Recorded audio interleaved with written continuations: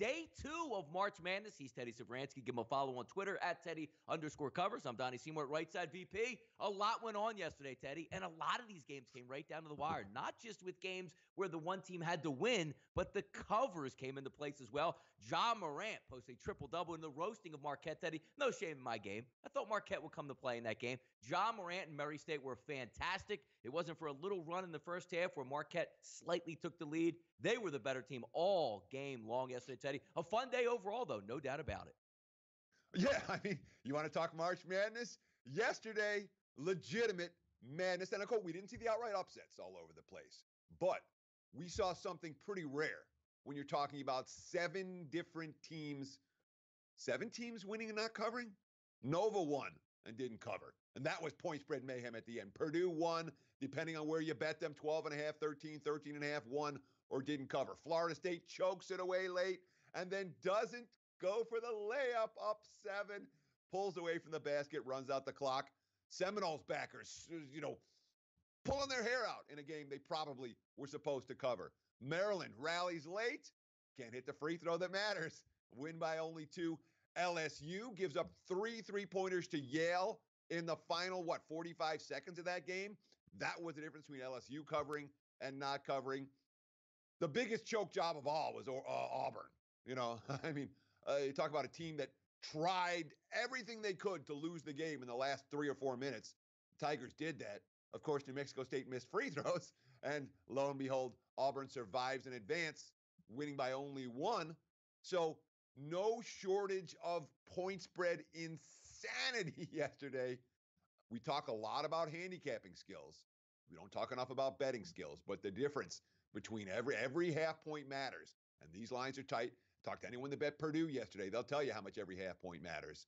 This is a time of year where we know the lines are tight. Bet smart.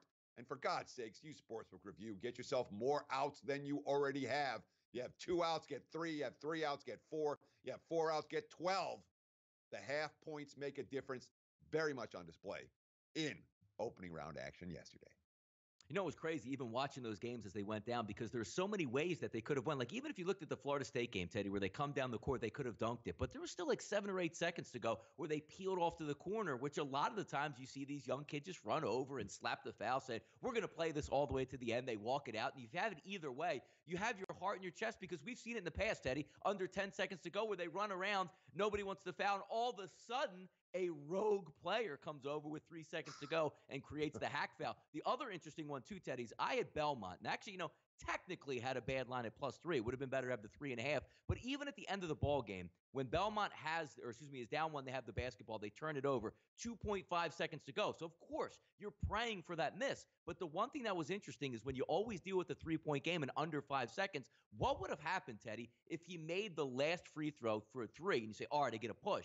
Because Belmont probably would have inbounded the ball, would have got fouled right away from Maryland. So that sets up that whole line. Like, do you miss the free throw because you need a 3? There's not enough time left. So I feel like that last miss saved my butt because if you start getting that free throw competition, 0.2 seconds on the clock, you miss the free throw, it's a foul. They sink 2, it's 4 the other way. So much interesting stuff today that goes either way that we don't see. A missed shot one way, a missed shot the other way. It all lands on it. And always getting the right numbers, you said, Teddy, is very important at SBRodds.com.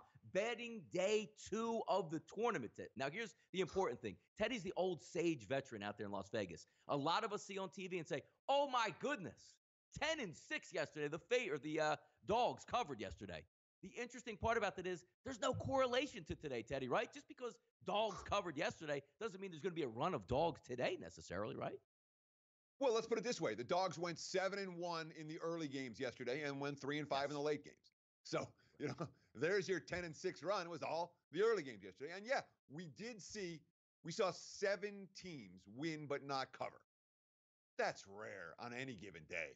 And when it comes to the NCAA tournament, we may see a few more of those today, but I'd say yesterday's 7 is probably the most, like half what we're going to see for the entire tournament or close to it.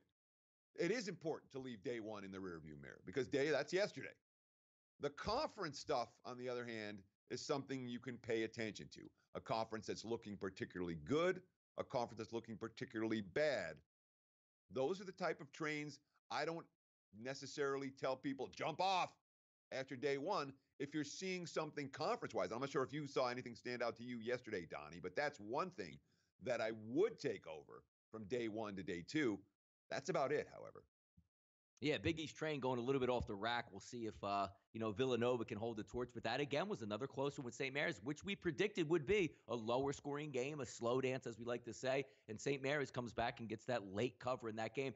Betting again, day two of the tournament, easy to get caught up in the runs and stuff. But each and every game, you can't say, it's the same thing, Teddy, where some people say, man, the Dallas Cowboys looked really good last week. I'm going to take it the next week. You got to use the same day-to-day flow that you usually use. And if you took a favorite yesterday, if you rolled with favorites and lost yesterday, hey, look, if you like those games and they meet your numbers and criteria today, there's no reason to fade your own numbers in that one. But Teddy, one thing you don't want to fade here, and Bovada is helping us out at sportsbookreview.com. It's the poker tournament on Monday. Registration is currently open now. We've said it each time here on That Betting Show, Teddy.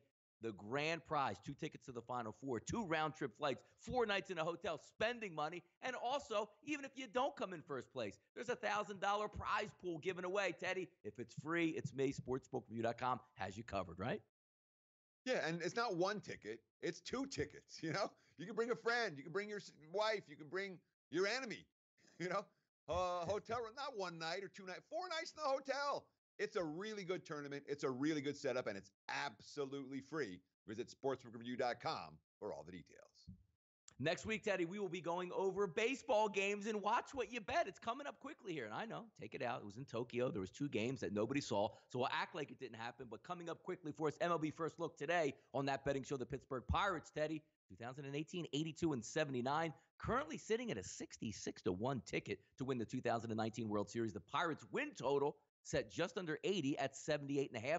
I like the outfield that they have. I like Dickerson, Marte, and Polanco. But the infield, Teddy, leaves a lot to be desired for me. But the one thing that you're going to lean on for the Pittsburgh Pirates is I like their front-end rotation. I think they have a chance to be a really good pitching staff. But are they going to get enough hits in order to cover that 78.5 total, Teddy? Yeah, it was a weird year last year for Pittsburgh because they went into the season thinking rebuild. You get rid of McCutchen, you get rid of Garrett Cole, best offensive player and best pitcher. Face of the franchise, the 2 faces of the franchise. And then all of a sudden, last July, they're picking up pieces. Chris Archer, Keone Kela from Texas out of the bullpen. And they ended up winning 82 games and going over their season win total. It's still only good for a 4th place finish. This NL Central really is a tough division. The Brewers, Cubs, and Cardinals all finished ahead of them.